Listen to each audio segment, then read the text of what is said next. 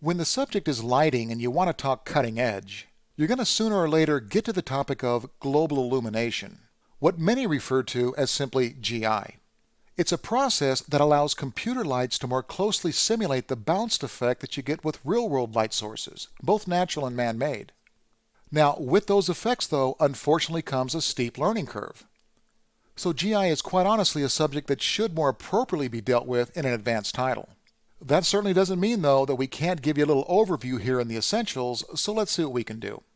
To get started, I'll be using a file named Global Illumination. Now, as mentioned, GI creates a bounced light effect, which in the real world is a phenomena that's typically referred to as something called radiosity. You might remember in the first video of this chapter, we referenced the fact that computer lights by default refuse to create that bounced effect, being plenty happy to just travel in the direction that they've been pointed.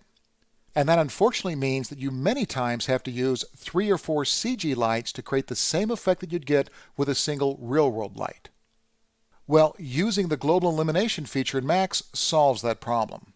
Now, it's important to be aware, though, that in order to work with GI in Max, you must be using Max's other rendering engine. That's the one that goes by the name Mental Ray. If you're brand new to using Mental Ray, you might want to put this video off to the side for just a moment and check out the Introduction to Mental Ray video over in the rendering chapter before proceeding.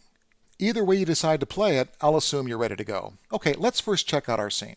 With the camera view active, hit F3 so we can change to wireframe for just a moment.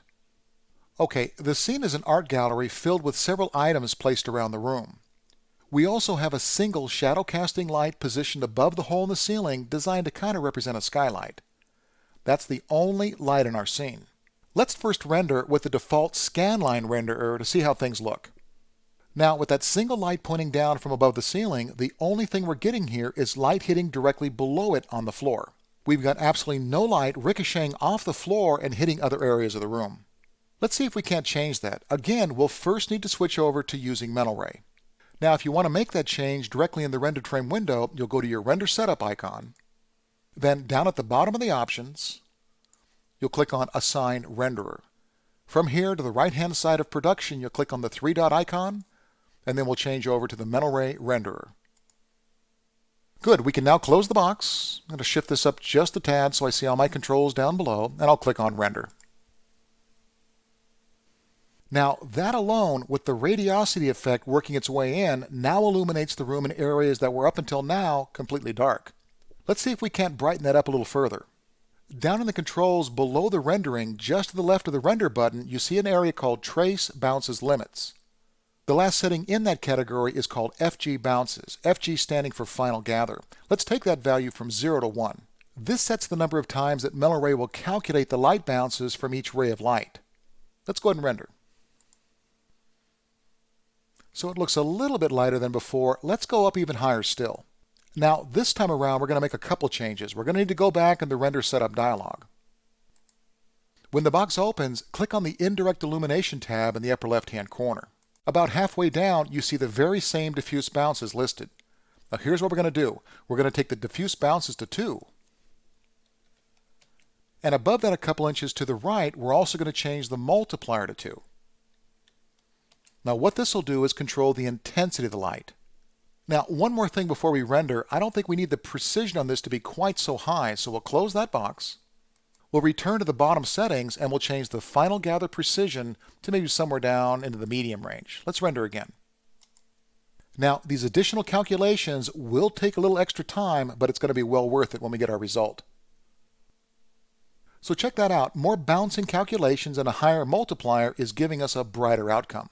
Still a little bit dark though. Let's crank those up a little further. We'll take the bounces down at the bottom to 4. We'll have to go back in the render setup to get to the multiplier. And from here we'll also take that to 4. This time I'll just render directly in the render setup dialog down at the bottom. Now remember, we have a single light coming from ahead. Now look what's happening. Just like we get in the real world, as the light hits the floor, that floor being a reflective surface, the light is bouncing off the floor back up to the ceiling and onto the neighboring walls. That light outside looks pretty bright. Let's bounce it up a little bit even higher than this. I'll take my FG bounces down at the bottom of the settings to 6. I'll go back in the render dialog and change the multiplier to also 6. Now, this ought to give us some pretty good results. Let's go back to the Common tab in the Render Setup dialog And this time around, we'll have a couple more moments to wait, but we'll change it to an 800 by 600 render, and we'll click render one more time through. So that looks pretty good. Now think of where we started on this. A totally dark room with just a bright square down on the floor. And with the use of the GI, we now have it not just lighting the floor, but now bouncing into the various walls and on the ceiling. Now again, there's a lot more to it as I've really simplified a very deep subject. I mean, there's controls for things like photons and caustics and final gather adjustments. There truly is virtually hundreds of different settings that can honestly take months to thoroughly understand. But that should give you at least a little sampling of how the global illumination feature works in Max. Enough, I would think, to get you dabbling around a little bit on your own. Just always remember, if you want your renders to look as best as they can, global illumination truly is the way to go.